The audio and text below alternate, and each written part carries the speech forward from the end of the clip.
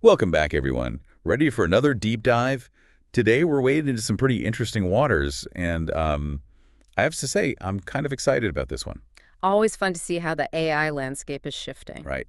Like, remember, we've been talking a lot about how artificial intelligence is changing the news game, and this whole thing with Apple, well, let's just say it's a perfect example of why we need to pay attention. Yeah, I mean, those AI-powered notification summaries Apple rolled out, I have to admit, the idea sounded pretty cool at Oh, first. yeah, totally. Like, who doesn't want a quick rundown of their notifications, right?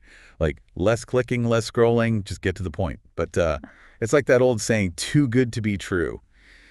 Turns out those AI summaries weren't exactly, well, accurate. Not always. Yeah. In fact, they got some things pretty wrong, like really wrong, to the point where even the BBC had to step in and say, hold on a second, that's not what our article said. They had a piece about a really high-profile legal case, and the AI summary, it totally twisted the facts, like completely misrepresented what the article was actually about.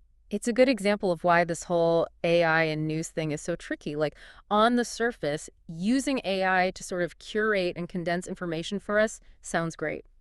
Especially these days, right? We're drowning in information overload. Exactly. Like, we're all busy. We don't have time to read every single article or watch every news segment. So, yeah, having an AI that could quickly give us the gist, huge time saver. And potentially very useful. Right, exactly. Hmm. But this situation with Apple, it shows what can happen when the technology maybe isn't quite ready for prime time. I mean, think about it. What Apple was trying to do with those summaries, they were using something called natural language processing, or NLP, which is basically teaching computers to understand human language. So, like, instead of just seeing words as data, it's trying to actually get the meaning, the context. Exactly. But language is nuanced, and sarcasm and humor. Forget about it. And AI trying to decipher that.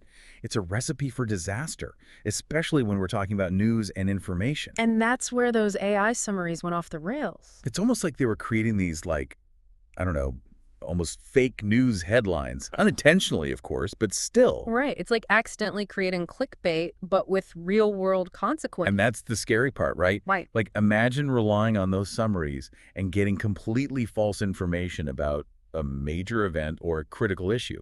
Well, that's exactly what happened with the BBC situation. They To listen to the full podcast episode, please follow the link in the bio.